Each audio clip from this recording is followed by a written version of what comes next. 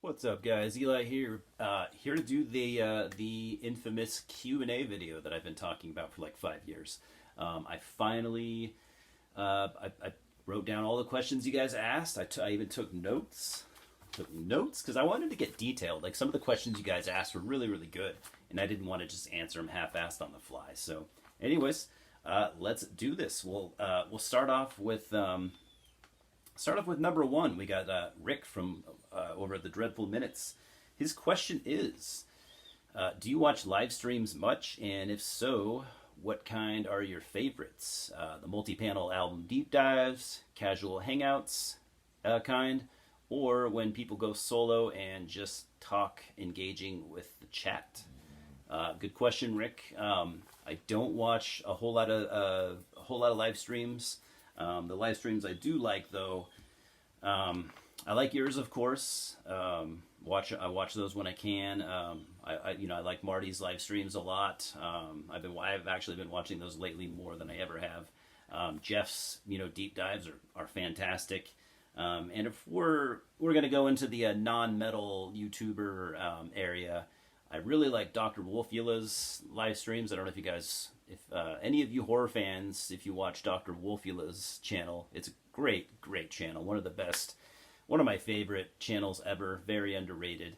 Anyways, he does live streams like once a month or something, maybe twice.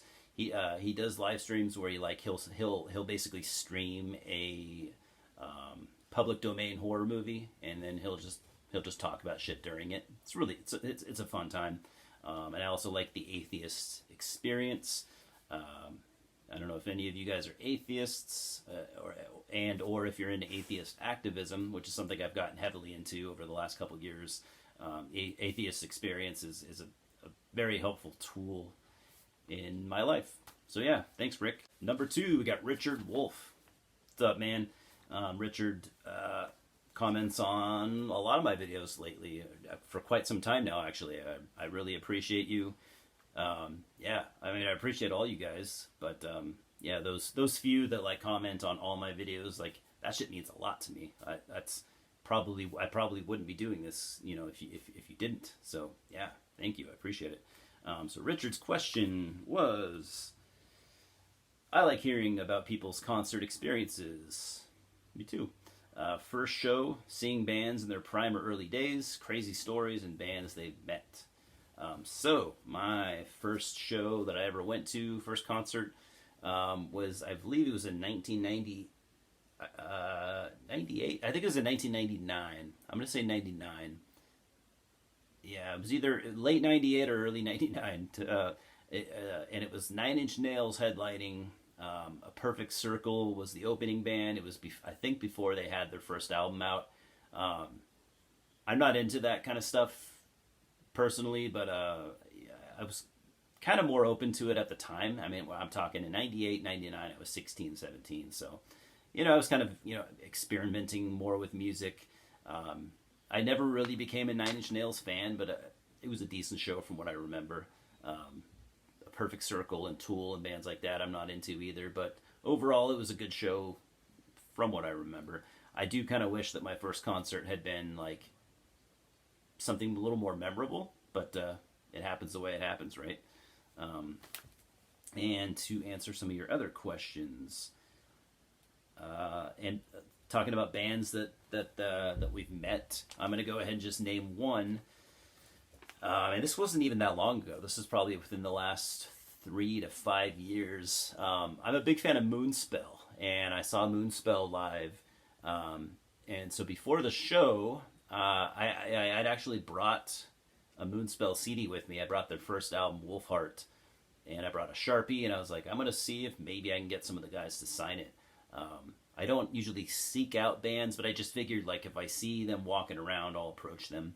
And that's kind of what happened. So before the show, I was kind of walking around checking out merch booths and stuff, and I see it was actually really kind of empty. I think I got there pretty early, and I saw Fernando Rivera, from vocalist of Moonspell, just kind of strolling around by himself, just kind of looking around, being in a new place for the first time. And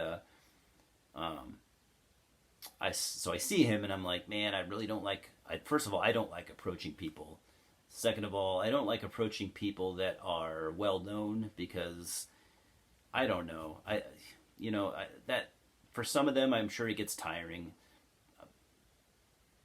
I don't know, but it depends on how you look at it. I know bands like they should appreciate us fans because they wouldn't really be where they're at without us. And I think some bands definitely look at it that way.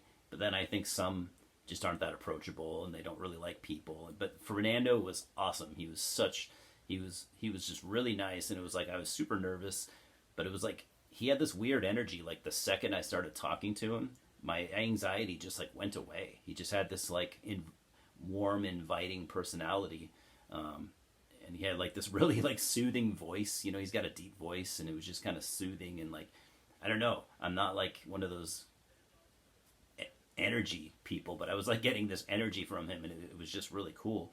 And so like I just kind of like slowly walked up to him and was like, "Hey, Fernando, would you mind signing my CD?" And I just kind of put my CD out, and he goes, "Of course." And he grabs it, and I think I took the booklet out and handed it to him, and it was cool. He looks at the booklet and he goes, "First edition, nice," because it was the first pressing of the album, and then I just threw a couple generic questions in there. "How's the tour going?" He said, "It's going very well." And he was just really nice.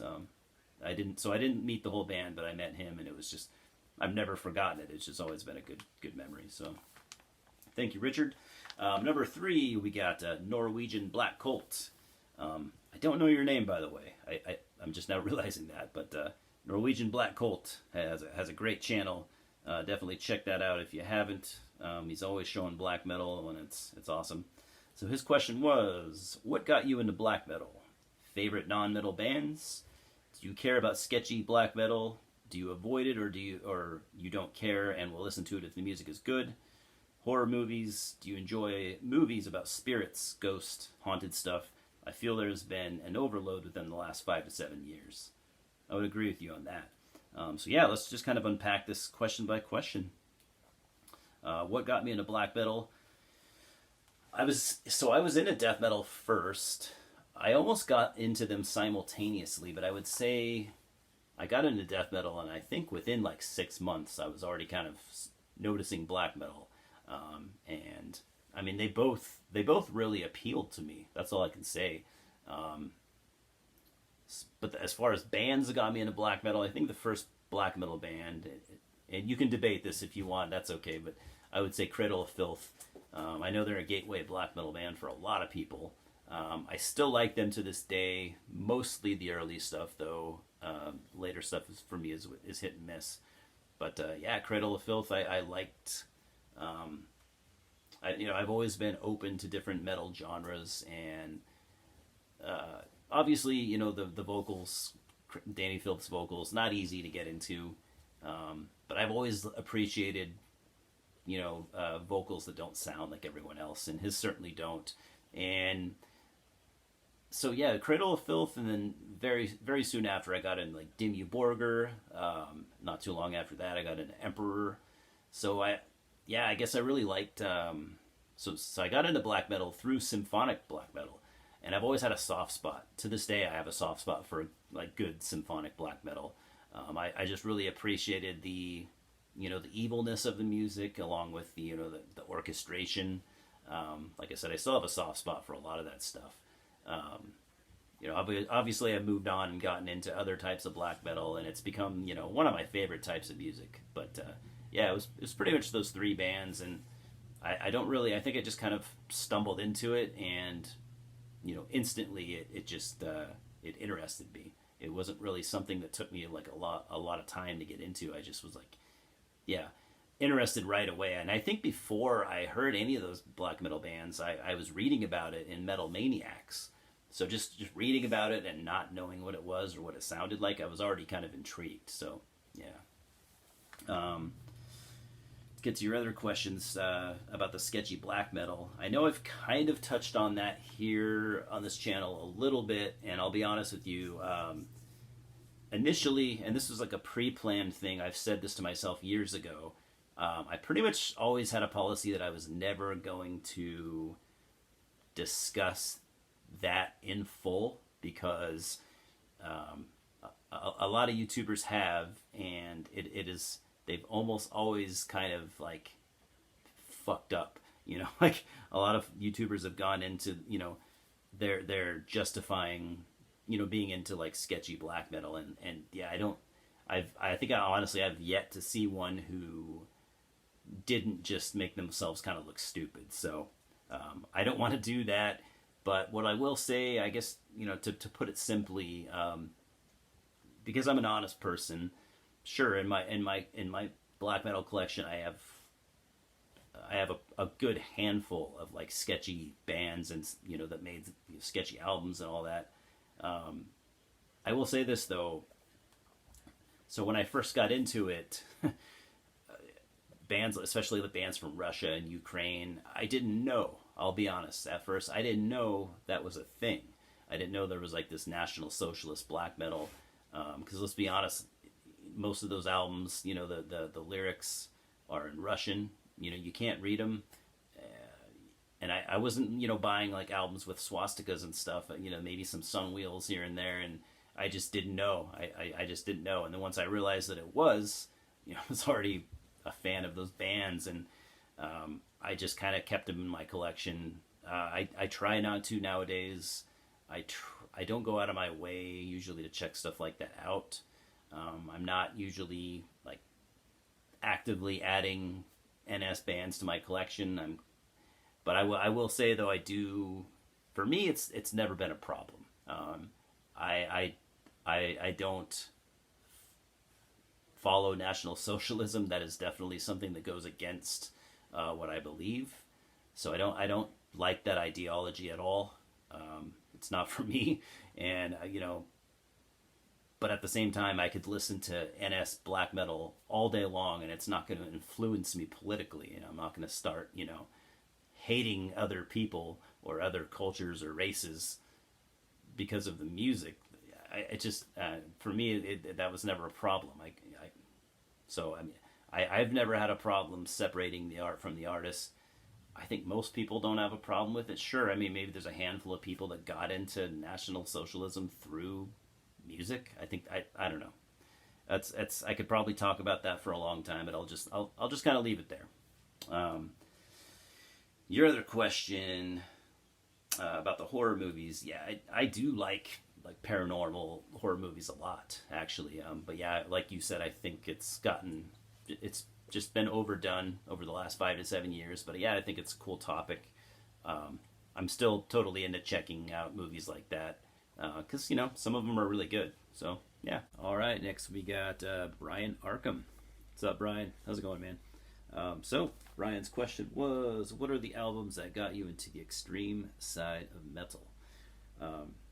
Yeah, man, a good handful of albums actually. I started off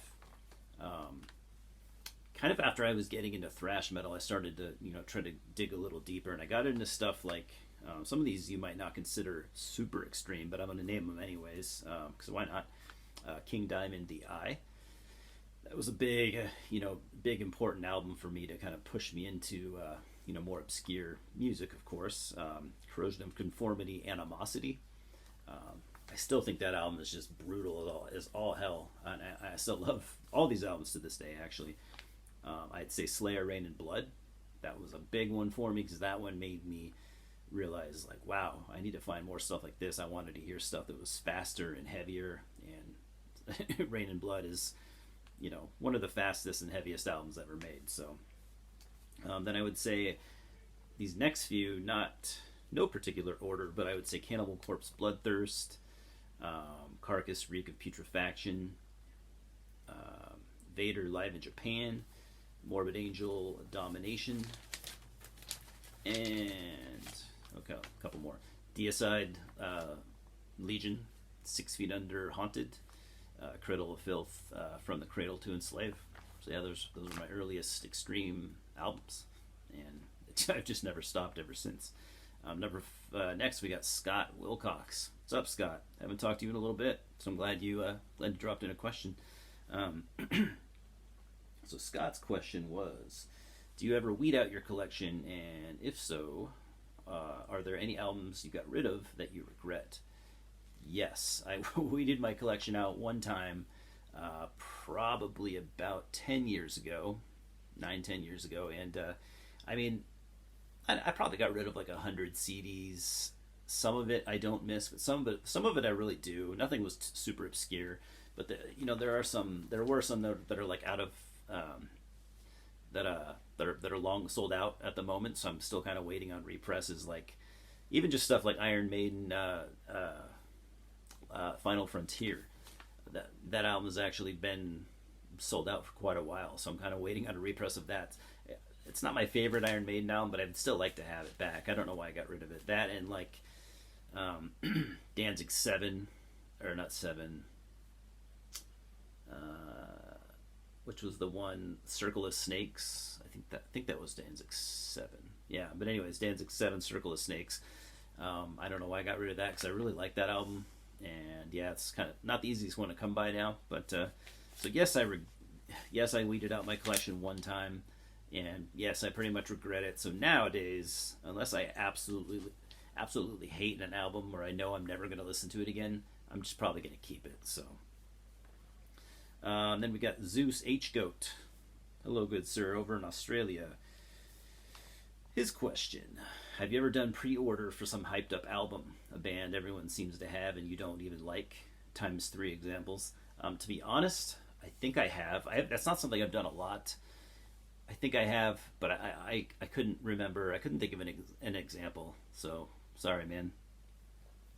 Life Eternal. What's up, Tony?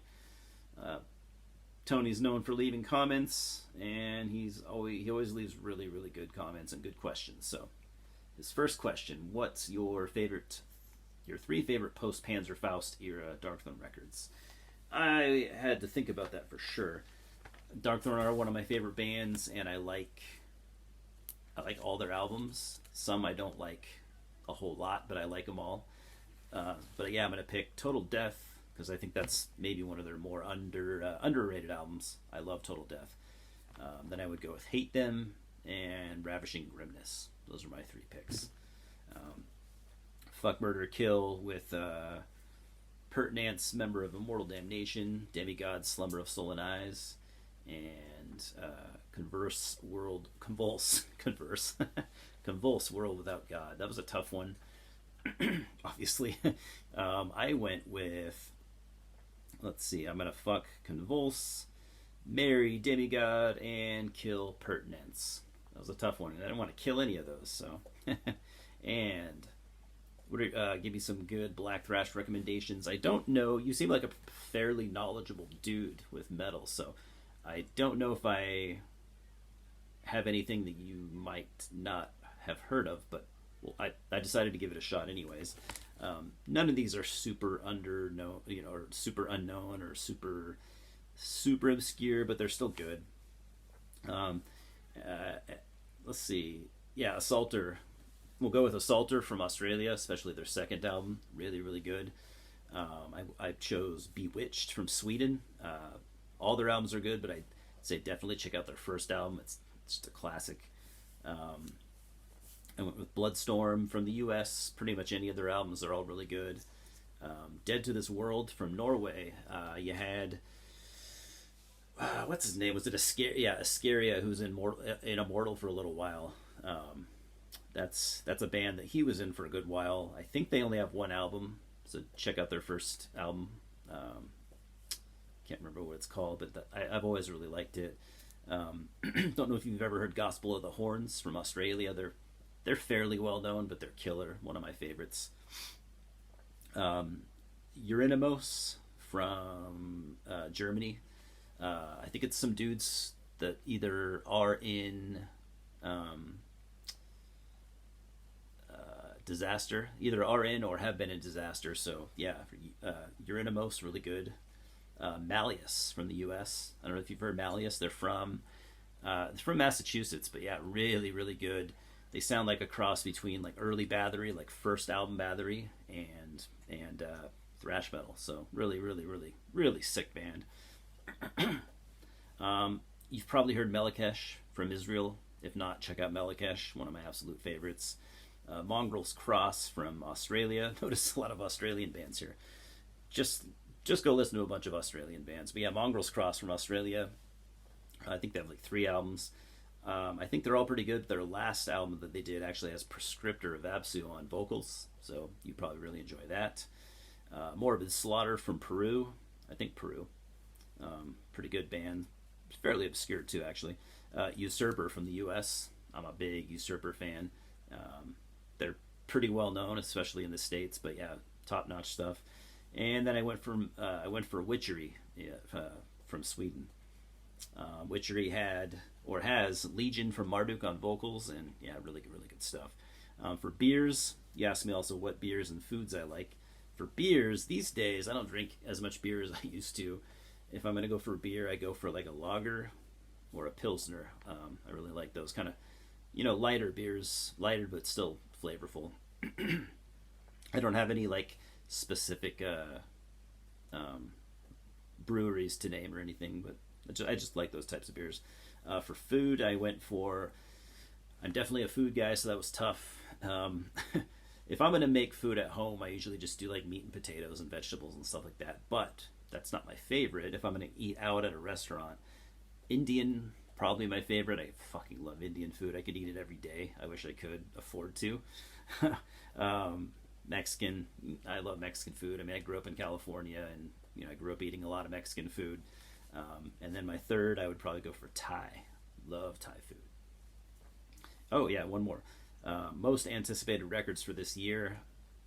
I'm not gonna lie. I've these last couple of years I've really slacked on new releases, and not a lot of stuff has really blown my socks off. So I guess I went for the new Ghost album, the new Voivod album, new Dark Funeral, new Nocturnal Graves, and new Immolation. I have about half those, so the rest I need to get. So yeah, those are them. All right, we're going to backtrack a little bit. There's some questions I think I skipped over. So we're going to go back to Rick from the Dreadful Minutes. His question was favorite YouTube channels, music and non-music related. I think I'm going to leave music out of it just because I don't want to be biased and list friends' channels. All right, let's just make it okay. I'll change that. I'll make a rule where I won't list any friend related channels. So I'll just list people that I'm not associated with by friendship or anything like that. For music, other than friends channels that I watch nowadays, I gotta go with Sea of Tranquility. It's to me it's kind of largely a progressive rock channel, but that's not all that they talk about over there. Though I think that is a large portion, so I love it for that reason mostly. I mean, those people are just great. Pete's awesome, and all his guests are just so cool. You watch that channel for a good amount of time, you kind of start to feel like you're friends with some of them, and it's great. I love it. I would also suggest, although it's a little bit too political for me, but I still like to listen. I would say Agitators Anonymous, which is basically a podcast done by Alan from Primordial, vocalist of Primordial, Irish black metal band, one of my favorite bands. I like that, though. Like I said, it's a little bit too political for me. Non-music, though, as I mentioned earlier, I'm kind of big into atheist activism, so I love a good number of atheist channels, such as like the Atheist Experience, Matt Dillahunty, who is an atheist activist, as well as the